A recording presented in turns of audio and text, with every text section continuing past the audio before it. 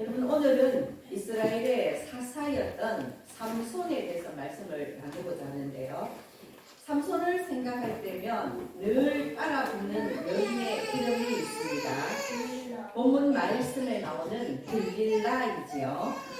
삼손과 데릴라라는 유명한 영화도 있고, 또한 이름난 사가들이라면 한 번씩은 삼손과 데릴라의 모습을 화폭에 담기도 했습니다.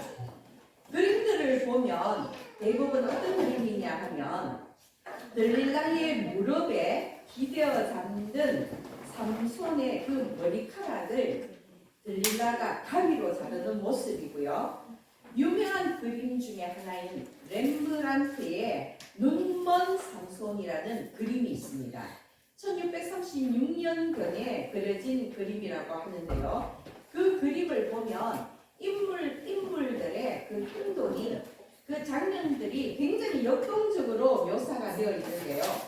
그 그림 속에 삼손의 그 오른쪽 눈이 단검에 찔리고 있는 그런 장면이 나와 있습니다. 화면을 보면 그 눈이 찔린 삼손의 목을 잡고 있는 병사가 있고요.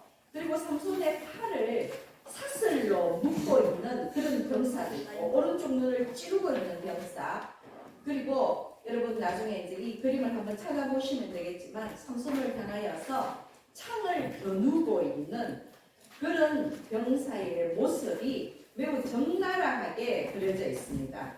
그리고 들릴라는 보면 오른손에는 가위를 들고 있고 왼손에는 삼손의 머리카락을 움켜쥐고요. 삼손에게서 달아나려는 그런 모습인데 이 벽에는 삼손 쪽을 향하여 있는 그런 그림이 있습니다. 삼손은 어떤 모습일까요? 피가 튀고 얼굴이 굉장히 일그러진 그런 모습으로 묘사되어 있습니다. 그리고 그림을 보면 이 마치 스포트라이트를 비추는 것처럼 삼손의 그 장면은 굉장히 밝게 그려져 있고, 그 주변에 들릴라와 병사들의 모습은 상대적으로 어둡게 표현되어서 더욱더 삼손의 모습이 아주 분명하게 보이는데, 오히려 그 분명한 모습 때문에 그 피가 튀고 일그러진 그런 모습들이 더 비참하게 나타나 있습니다. 이렇듯 렘브란트는 눈먼 삼손이라는 이 그림을 그리면서 삼손을 아주 비참하게 몰락한 영웅의 모습으로 표현하고 있다는 것입니다. 이렇게 영화나 그림으로 묘사될 정도로 삼손의 다양한 에피소드 중에서 가장 유명한 이야기가 바로 삼손과 들릴라의 이야기이고, 이 삼손과 들릴라의 이야기를 통해서 성경은 우리에게 아주 강렬한 메시지를 던져주고 있습니다. 삼손의 죽음은요, 렘브란트의 그 그림처럼 표면적으로만 본다면 그는 실패자일 것입니다. 왜냐하면 오늘 말씀의 제목처럼 삼손은 하나님의 나시린입니다. 이 나시린인 삼손이 이방 여자인 들릴라의 그 유혹에 넘어가서 비참한 최후를 맞이하기 때문에 그는 마치 몰락한 영웅의 모습으로 나타나 있는 것입니다. 여러분, 17절 말씀을 보면요, 삼손은 스스로를 어떻게 표현하느냐면 내가 모태에서부터 하나님의 나시린이 되었습니다. 모태에서부터 하나님의 나시린이 되었다고 이야기하고 있다는 것입니다. 지금 우리가 지난주에 그 사무엘의 이야기를 통해서 나시린이라는 것은 이스라엘 백성 중에서 하나님에게 헌신하고자 특별히 서원한 자들이라고 말씀을 드렸습니다. 세상에 속된 것으로부터 거룩하게 구별된 자들, 그들이 바로 나시린인 것입니다. 그런데 특별히 삼손은 자신이 서원한 것이 아니라 하나님으로부터 선택받은 나시린이었습니다. 사사기 13장 보면 삼손의 출생에 대한 이야기가 나옵니다. 단 지파 중에 마노아라는 사람이 있는데 그의 아내가 임신하지 못했습니다. 그때의 이때 여호와의 사자가 이 마노아의 아내에게 나타나서 이제 당신은 아들을 낳을 것이라고 탄생 고지를 하는데 이 아들이 바로 삼손인 것입니다. 사사기 13장 4절 5절 말씀을 보면 그러므로 너는 삼가 포도주와 독주를 마시지 말며 어떤 부정한 것도 먹지 말지니라. 보라, 내가 임신하여 아들을 낳으리니 그의 머리 위에 삭도를 대지 말라. 이 아이는 태에서 나옴으로부터 하나님께 바쳐진 나시린이 됩니다. 그가 블레셋 사람의 손에서 이스라엘을 구원하기 시작하리라. 여러분, 여호와의 사자가 삼손의 어머니에게 나타나서 이제 너가 아이를 낳을 것인데 그 아이는 태에서부터 하나님께서 나시린으로 정한 아이라고 가르쳐 주는 것입니다. 삼손은 어머니의 곁에 있을 때부터 죽는 날까지 하나님께 바쳐진 나시린이 되었던 것입니다. 모태에서부터 태어나서 그리고 죽는 날까지 평생을 나시린으로 산다는 것이 결코 쉬운 일은 아니지만 블레셋으로부터 이스라엘을 구하는 그 거룩한 소명이 삼손에게 임하는 것입니다. 그러나 여러분, 삼손은 첫 단추를 잘못 떼었습니다. 아니, 첫 단추부터 잘못 떼었습니다. 삼손은 나시린이면서도 블레셋 여자와 혼인하는 것입니다. 물론 삼손이 블레셋 여자와 결혼하려고 할 때에 그가 한 이야기는 단순히 그 여인의 미모와 그리고 그 육체적인 매력에만 이끌렸기 때문은 아니라 블레셋 여자와 결혼해서 블레셋 사람들의 환심을 산 후에 그들이 방심한 틈을 타서 블레셋을 치겠다는 것입니다. 물론 이 삼손의 의도는 블레셋으로부터 이스라엘 백성을 구하겠다는 그러한 선한 의도가 있었다 할지라도 그리고 또한 선한 목적을 위해서라고 할지라도 이 삼손이 누구입니까? 하나님의 나시린 아닙니까? 이스라엘 사람이요 나시린인 그가 이 이방의 여자와 혼인을 한다는 것은 바로 하나님의 율법을 어기는 것입니다. 그런데도 불구하고 삼손은 블레셋 여자와 혼인을 하고자 했던 것입니다. 삼손은 잘못된 선택을 한 것입니다.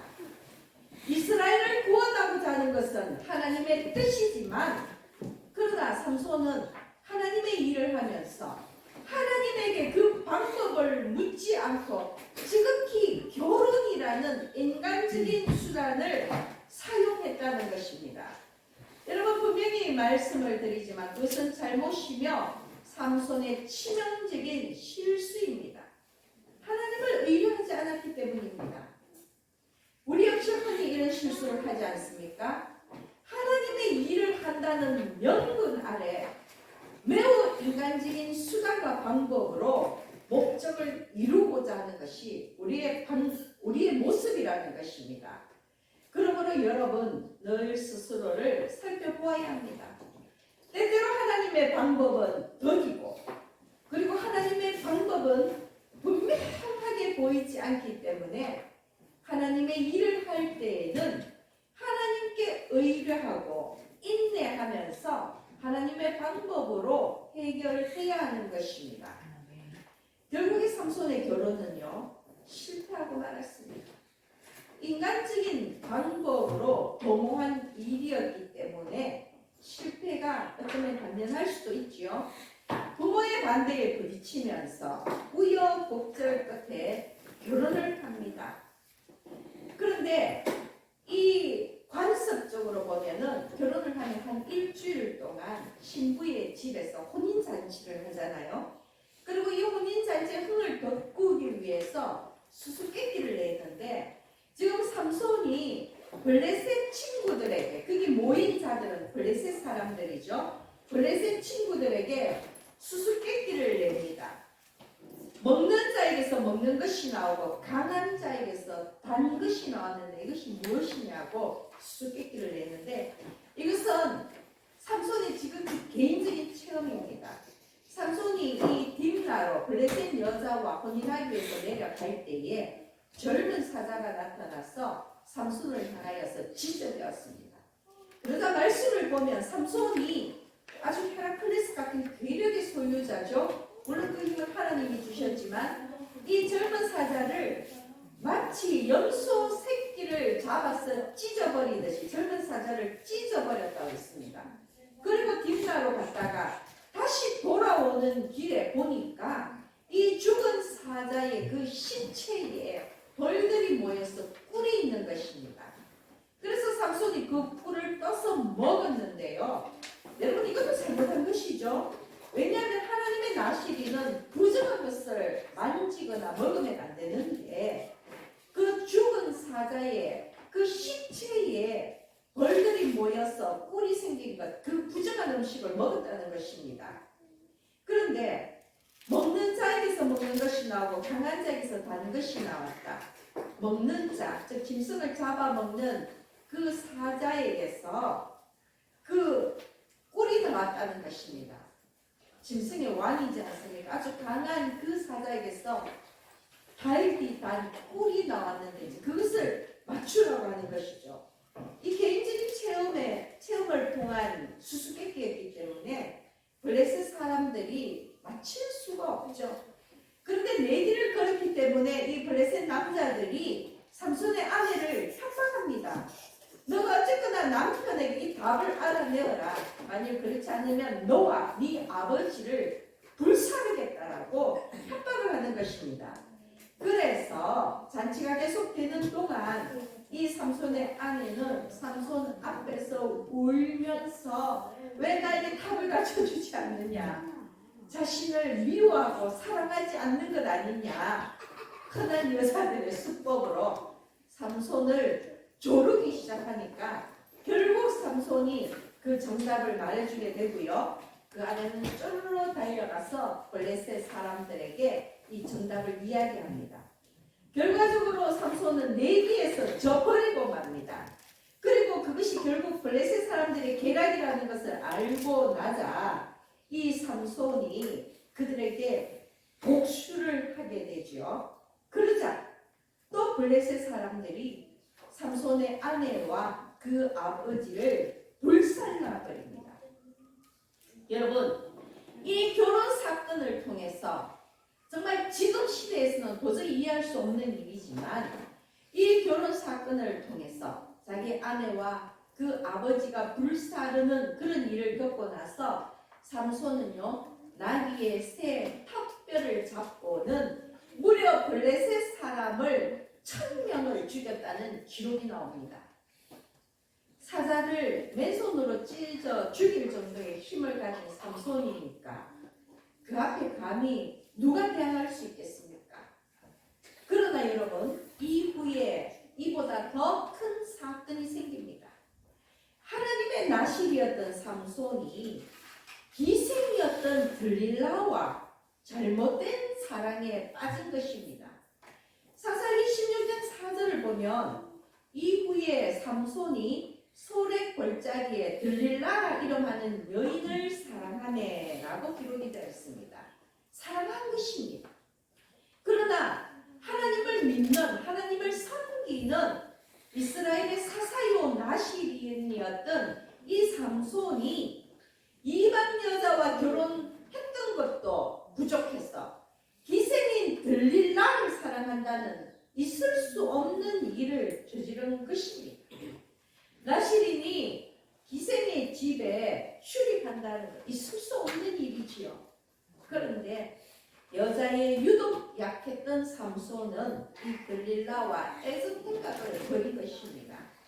그러자 이제 이 기회를 놓치지 않고요, 블레셋 사람들이 들릴라를 돈으로 매수를 합니다. 도대체 삼손의 그 괴력의 원천이 무엇이냐, 그거를 알아내라는 것입니다. 여러분, 그 삼손의 결혼 사건으로 인해서 블레셋 사람들이 1000명이 넘게 죽었습니다. 블레셋 사람들은 호시탐탐 어떻게 하면 이 복수를 날 것이냐 노리고 있었기 때문에 삼손이 들릴라라는 기생에게 빠져서 죄송합니다. 기신이 아니에요. 기생에게 빠져서 정신을 못 차리고 있는 그 틈을 타는 것입니다. 그래서 어쨌거나 여러분 그 힘의 원천을 알아내라고 그렇게 매수를 한 것이죠. 들릴라가 돈에 매수되어서 삼손에게 3번이나 당신이 그 큰 힘의 원천이 어디에서 나오는지 물어보았습니다. 그러자 삼손은 거짓으로 대답을 하죠. 첫 번째는 마르지 아니한 새 활줄, 여러분 활의 줄이죠. 활줄 7으로 나를 꽁꽁 묶으면 결박하면 힘이 약해진다고 얘기했습니다. 들릴라가 그렇게 해봤는데 전혀 힘이 약해지지 않았죠. 그리고 두 번째는 또 들릴라가 쫄으니까 쓰지 아니한 새 밧줄로 나를 결박하면 힘이 약해진다 했습니다. 들릴라가 또 그렇게 해봤는데 삼손이 멀쩡했습니다. 들릴라가 또 조르자 세 번째 삼손은 나의 머리털 7가닥을 뽑았어. 배틀에 날씨에 섞어서 짜면 나는 힘이 약해진다고 얘기했습니다. 들릴라가 또 그렇게 해봤는데 멀쩡했습니다. 다 거짓말로 대답한 것이죠. 그런데 여러분 이 삼손의 대답을 보면요. 첫 번째, 두 번째는 조금 터무니가 없었는데 세 번째 자신의 머리털 7가닥을 얘기하는 것 정답에 근접해 있지 않습니까? 이것을 보면 지속적인 유혹에 인간은 결국 넘어갈 수밖에 없다는 그 인간의 나약한 모습을 보여주고 있다는 것입니다.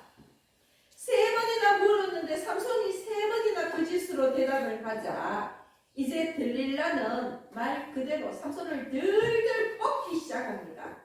나를 사랑한다 하면서 어찌 3번이나 나에게 거짓말을 할 수 있는 어찌 나를 희롱하느냐 하고 그렇게 삼손을 조르니까 16절에 오면 드디어 삼손이 실토를 하게 됩니다.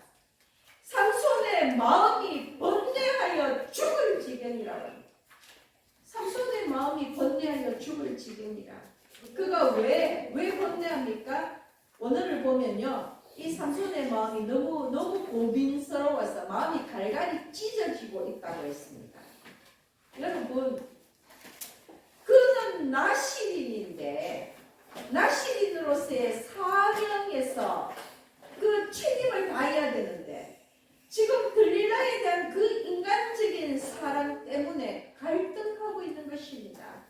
하나님에 대한 사랑과 그리고 들릴라에 대한 그 인간적인 사랑 때문에 갈등함으로 인해서 그의 마음이 번뇌하여 죽을 지경이 된 것입니다. 그런데 결국에 이 고비를 넘기지 못하고요. 그는 하나님이 아닌 들릴라를 선택한 것입니다. 들릴라의 집요한 유혹에 넘어가 버립니다. 그래서 17절에 만일 내 머리가 밀리면 내 힘이 내게서 떠나고 나는 약해져서 다른 사람과 같으리라고 고백을 하게 됩니다. 머리가 밀리면 나시린이었기 때문에 태어나면서부터 한 번도 자르지 아니한 그 머리가 밀리면 자신의 그 힘이 사라질 것이라고 그렇게 들릴라에게 이야기합니다. 삼손이 진실을 이야기하자 이제 들릴라는 삼손을 자기 무릎에 잠재운 뒤에 사람을 불렀어요. 그 삼손의 머리를 밀어버립니다. 그리고 결국 블레셋 사람이 들이닥쳐서 삼손을 묶어서 끌고 가게 되지요. 잠에서 깨어난 삼손이 발버둥 쳐보지만 이미 하나님이 주신 그 힘은 사라져버리고 없었습니다. 그는 너무나도 맥없이 끌려가서 온갖 수치와 고문을 당하게 된 것입니다. 사사기 16장 21절을 보면 블레셋 사람들이 그를 붙잡아 그의 눈을 빼고 가사에 내려간 못줄로 매고 그에게 옥에서 맷돌을 돌리게 하였더라 합니다. 여러분 눈을 빼는 것은 고대에서 아주 가장 잔인한 형벌입니다. 보통은 전쟁을 일으키고 난 다음에 진 쪽에 그 패장들이 잡혀가면 눈을 뽑히는 그런 아주 비참하고 굴욕스러운 그런 형벌을 당하는데 이 삼손의 눈을 뺐다는 것입니다. 그리고 옥에서 맷돌을 돌렸다 했죠. 맷돌을 돌리는 것은 고대에는 여자들이 하는 일인데요. 이 여자들이 하는 일이기 때문에 그 당시의 관점으로는 이거 역시 수치스러운 일임에도 불구하고 특히 옥중에서 맷돌을 돌린다는 것은 옥에 갇힌 그 노예의 일 중에서도 가장 힘들고 천박한 일이었다고 합니다. 굳이 성경이 이렇게 상세하게 표현하고 있는 것은 정말 하나님의 그 힘으로 말미암아 두려울 것 없었고 부러울 것 없었던 그 삼손이 인생의 가장 밑바닥에 내려가 있다는 것을 표현하는 것입니다. 눈은 뽑히고 몸은 쇠줄로 묶였어. 그 옥에 갇혀 맷돌을 돌리고 있는 그 괴력의 소유자가 이제는 겨우 맷돌을 돌리고 있는 그 모습을 여러분 한번 상상해 보시기 바랍니다. 여러분 블레셋 사람들의 그 정오가 하늘을 찌를 듯 했기 때문에 삼손은 그렇게 비참한 처지에 던져진 것입니다. 그런데 이스라엘의 사사였던 삼손의 추락은요, 그 개인의 추락이 아닙니다. 이스라엘 전체의 수치와 모욕이었습니다. 사사라면 이스라엘 최고의 지도자 아닙니까? 영육간의 그 최고의 지도자가 블레셋의 포로가 되어서 조롱과 핍박을 당하고 있으니 이 얼마나 비통한 일입니까? 그러자 이제 블레셋 백성들은 그들의 신, 그들이 섬기는 그 다곤이 삼손을 자기들에게 넘겨주었다고 기뻐하고 즐거워하면서 그 다곤 신에게 제사를 드립니다. 그리고 그들이 연회장에 모여 있을 때에 옥에서 삼손을 불러내어서 그들 앞에 제주를 부리게 합니다. 어떤 제주인지 이 성경에는 구체적으로 나타나 있지 않지만 삼손이 쇠사슬에 묶여서 끌려 나온 그 모습 자체가 이미 조롱거리가 아니었겠습니까? 그런데 여러분, 블레셋 사람들이 그 연회장에서 즐거움에 취했어 삼손을 조롱하고 다곤 신에게 제사를 드리는 그 순간 그들이 간구한 것이 있습니다. 무엇이냐면 16장 22절을 보면 그의 머리털이 밀린 후에 다시 자라기 시작합니다. 삼손의 머리털이 자라고 있다는 것입니다. 그렇다면 다시 삼손의 힘이 생긴다는 것 아닙니까? 여러분, 유초등부 학생들에게 물어보겠습니다. 삼손의 그 힘의 원천은 어디에 있습니까? 머리카락이요. 네, 머리카락에 있지요. 그런데 더 정확히 말씀을 드리면 삼손의 그 힘의 원천은 하나님에게 있습니다. 네, 맞습니다. 정말 열방교회 유초등부 전도사님 잘 가르치셨습니다. 네. 여러분, 삼손의 그 긴 머리, 삭도를 빗지 않은 그 머리에 힘의 원천이 있지만 더 정확하게 얘기한다면 그 머리를 깎지 않는다는 것은 하나님의 말씀에 순종하면서 하나님의 나시린으로 살고 있다는 것 아닙니까? 하나님의 나시린이었을 때 그 순종하는 모습을 통해서 하나님께서 삼손에게 초자연적인 힘을 주신 것입니다. 그런데 삼손이 그 머리를 잘랐다는 것은 하나님께 불순종한 것이었기 때문에 그의 힘을 빼앗아가신 것입니다. 삼손의 머리카락이 다시 자라고 있다는 것은 하나님께서 다시 삼손을 긍휼히 여기셨어. 다시 그와 함께 하신다는 바로 그 의미입니다. 긴 머리카락은 하나님이 삼손과 함께 하느냐 안 하느냐의 표식일 뿐 정말 이 머리털이 힘을 가진 것은 아니라는 것입니다. 그런데 지금 삼손의 그 머리털이 밀린 후에 다시 자라기 시작한다는 것은 하나님이 삼손에게 다시 기회를 주신다는 것입니다. 그것을 블레셋 사람들은 간과한 것이지요. 여러분, 그러나 삼손이 하나님이 주신 그 기회를 다시 붙잡기 위해서는 하나님을 향한 통렬한 회개가 있어야 합니다. 하나님께 불순종한 것, 나시린으로 제대로 살지 못했던 것, 이것을 삼손은 회개했습니다.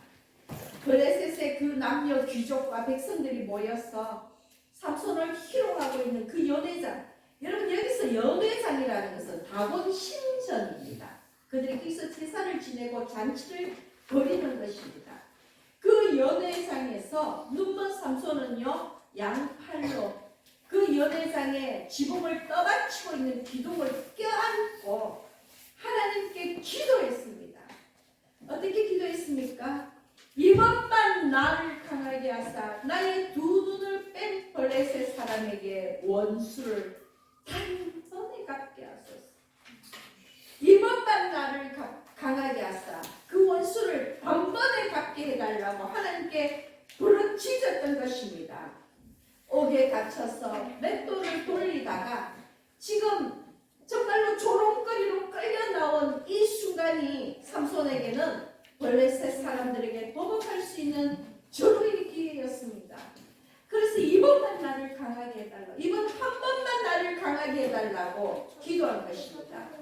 삼손은 다음을 생각하지 않았습니다. 지금 이 자리에서 원수를 갖고 죽을 각오를 한 것입니다.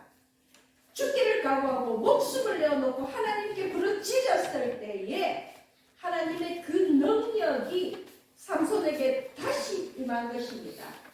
그래서 이 삼손이 그 기둥을 끼안고 앞으로 몸을 굽혔을 때에 그 기둥을 무너뜨린 것이죠. 그랬을 때에 연회장의 지붕과 집이 그대로 무너져 내렸습니다.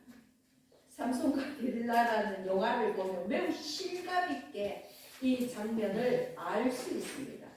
그때의 지붕에 올라가서 삼손의 그 구찬 모습을 보며 조롱했던 자가 3,000명이, 남녀가 3,000명이 넘었다 했습니다. 지붕에 올라가 있는 자만 3,000명이었으니까 그 연회장에 얼마나 많은 사람이 있었겠습니까? 삼손이 힘을 주어 기둥을 무너뜨리는 그 순간 그 지붕에 있던 사람은 물론 그 자리에 있는 얼마나 많은 사람이 죽었겠습니까? 그리고 삼손도 그들과 함께 죽었습니다. 그런데 30절 말씀을 보면요, 삼손이 죽을 때에 죽인 자가 살았을 때에 죽인 자보다 더욱 많았더라고 기록되어 있습니다. 기록상으로 보면 죽을 때 그 자리에서 죽인 자가 삼손이 살아있을 때 죽인 자보다 숫자가 2배가 넘는다고 합니다. 그런데 여러분, 제가 항상 그런데 여러분 묻습니다. 왜 이 기록이 필요할까요? 삼손이 이 한 번만 자기를 강하게 해달라고 하나님께 기도를 했고 하나님이 그의 기도를 들으시고 그에게 괴력을 주셔서 그 자리에 있는 블레셋 사람들을 멸절시켰습니다. 그런데 굳이 삼손이 죽고 난 다음에 삼손이 죽을 때 죽인 자가 살았을 때 죽인 자보다 더욱 많았더라. 여러분, 왜 이 말씀이 필요합니까? 여러분, 처음에 말씀드린 것처럼 그 렘브란트의 그림에 나타난 것처럼요, 삼손은 표면적으로 보면 실패한 나시린입니다. 그는 모태에서부터 나시린으로 선택받았기에 그의 평생을 살면서 포도주와 독주는 물론이요, 부정한 음식을 먹어서도 안 되고요, 머리에 삭도를 들어서도 안 되고 일반 여자와 결혼해서도 안 됩니다. 그러나 삼손이 이 중에 한 가지도 제대로 지킨 것이 있습니까? 그는 한 가지도 제대로 지킨 것이 없습니다. 이방 여자와 결혼했습니다. 기생과 잘못된 사랑에 빠졌습니다. 자기가 죽인 사자의 그 부정한 시체에서 꿀을 떠서 먹었습니다. 잔치 때에는, 결혼 잔치 때에는 그 수수께끼로 인해서 불필요한 살인까지도 했고요. 결국엔 기생 들릴라의 그 유혹에 빠져서 나시린의 상징이었던 머리카락까지도 잘리게 됩니다. 이렇게 볼 때 삼손은 그의 일생은 하나님의 나시린으로 살았다고 보기에는 뭔가 찝찝합니다. 의문을 가질 수밖에 없다는 것입니다. 인간적으로도 나시린으로도 그의 삶은 여자 때문에 인생을 마친 한 남자의 비참한 인생으로밖에 보이지 않는 것입니다. 그런데 그러한 그의 삶의 반전이 16장 30절이라는 것입니다. 만약 이 구절이 없다면 정말 삼손은 실패자로 끝났을 것입니다. 그런데 삼손이 죽을 때 죽인 자가 살았을 때 죽인 자보다 더욱 많았더라. 여러분, 제가 이 말씀을 강조하는 이유는요, 이것은 삼손의 정체성을 확인해 주는 말씀이기 때문입니다. 비록 이전의 삶이 하나님의 방법이 아닌 인간적인 방법으로 인해서 실수하고 실패한 삶이었다 할지라도 그는 하나님의 나시린으로서 결국에는 그의 소명을 다하겠다. 그 이야기가 16장 30절 말씀이라는 것입니다. 그의 소명은요, 블레셋 사람의 손에서 이스라엘을 구원하는 것이지요. 하나님을 대신해서 블레셋을 심판하는 것입니다. 그런데 삼손이 죽을 때에 그 연회장, 즉 다곤 신전을 다 무너뜨리고 이방 신을 완전 폐파시켜버렸습니다. 그리고 성전에서 제사 지내던 그 블레셋 방백과 백성들을 몰살시켰습니다. 그 자리에서 그들에게, 블레셋은 물론이요 이스라엘 백성들에게 살아계신 하나님의 그 능력을 정돈했다는 것입니다. 하나님의 나시린으로서의 그 소명을 죽는 순간 보여주었다는 것입니다. 그런데 구약의 사건들은 지금의 관점으로서 해석해서는 안 됩니다. 블레셋을 멸절시키는 것이 어떻게 이스라엘의 구원이냐고, 그렇게 많은 사람을 죽인 것이 어떻게 하나님의 방법이냐고 그렇게 이야기해서는 안 됩니다. 구약의 관점에서는 이스라엘을 침략해서 이스라엘을 끊임없이 괴롭히고 압제하는 그 블레셋을 멸절시키는 것이 하나님의 능력을 입증하는 것이요 이스라엘을 구원하는 것이었기 때문입니다. 그러므로 삼손은요 죽는 순간 자신의 책임을 다 한 것입니다. 비록 실패한 듯 보였으나 하나님의 편에서는 그는 하나님의 나시린으로 살다가 죽었다는 것입니다. 하나님의 편에서는 그는 성공한 나시린이었다는 것입니다. 이해가 되십니까? 아멘. 이것을 나타내기 위해서 16장 30절 말씀을 사족처럼 붙였지만 이것이 결코 불필요한 이야기가 아니라는 것입니다. 그런데 여러분, 저는 이것이 바로 하나님의 섭리라고 생각합니다. 삼손은 실수했고 실패했고 인간적으로 너무나 비참한 죽음을 맞이했지만 하나님은 그 모든 것을 실패자의 죽음이 아니라 영웅의 죽음으로 바꾸어 놓으신 것입니다. 그가 죽을 때 죽인 자가 살아있을 때 죽인 자보다 더 많다는 이 구절을 통해서 여러분, 하나님은 실수하지도 않으시고 하나님은 실패하지도 않으신다는 것을 보여주신 것입니다. 그래서 사사기 14장 4절 우리는 이 말씀을 절대로 지나쳐 버리지 않아야 합니다. 꼭 기억해야 합니다. 사사기 14장 4절 말씀으로 돌아가 보면요, 제가 처음에 설교를 시작할 때에 삼손이 딥나에서 블레셋 여자와 결혼한 것은 첫 단추를 잘못 끼웠다고 말씀을 드렸습니다. 물론 잘못된 방법입니다. 인간적인 생각을 했기 때문입니다. 그런데 14장 4절 말씀 그 하반절에 보면요, 성경은 어떻게 기록되었냐면 그의 부모는 이 일이 여호와께로부터 나온 것인 줄은 알지 못하였더라. 여러분, 성경을 읽다 보면 굉장히 놓치기 쉬운 구절인데요, 지금 이 삼손이 이스라엘 여인이 아닌 블레셋 여자와 결혼하고자 할 때 그 부모가 말렸지요. 그런데 그 부모는 이 일이 여호와께로부터 나온 것인 줄은 알지 못하였더라는 이 구절이 있다는 것입니다. 이 말씀을 잘 이해해야 합니다. 여호와께로부터 나왔다고 해서 블레셋 여자와 결혼하겠다는 삼손의 이 인간적인 방법을 하나님이 계획하고 지시하셨다는 것이 아니라 삼손이 비록 인간적인 계획을 세우고 인간적인 방법으로 이를 도모했다 할지라도 하나님은 그 삼손의 생각까지도 이용하신다는 것입니다.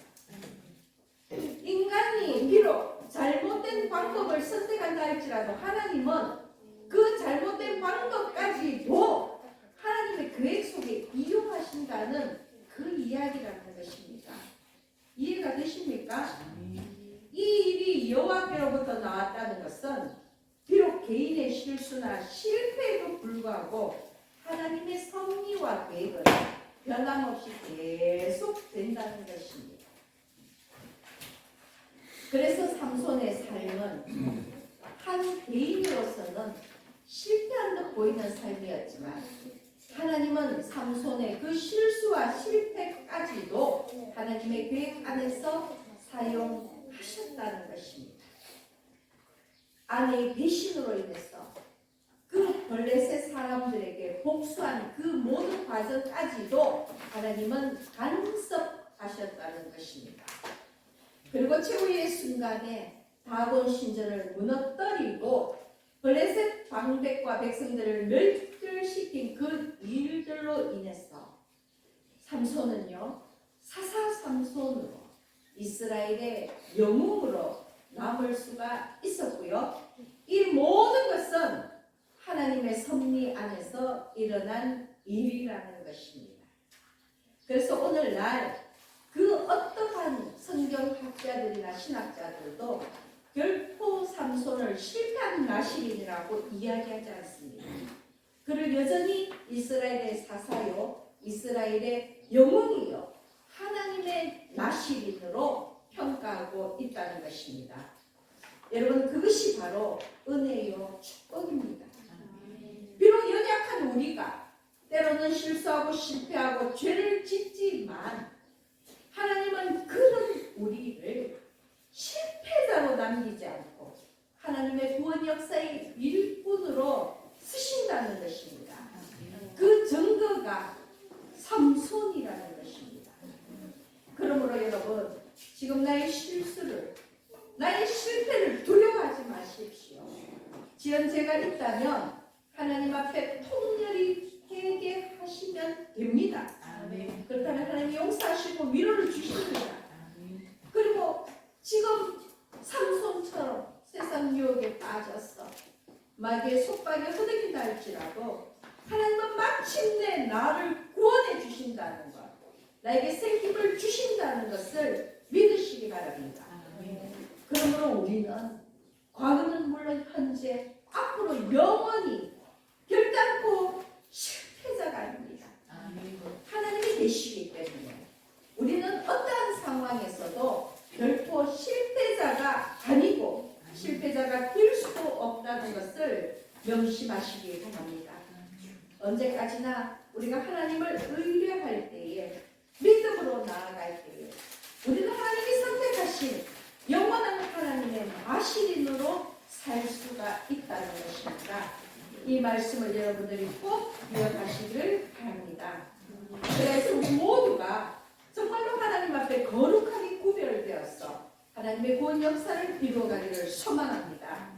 그러므로 오늘 이 삼손과 관련된 말씀을 함께한 우리 모두는 실패자가 아니라 승리자가 되어서 하나님의 위대한 구원 역사에 동참하시기를 예수님의 이름으로 축원합니다.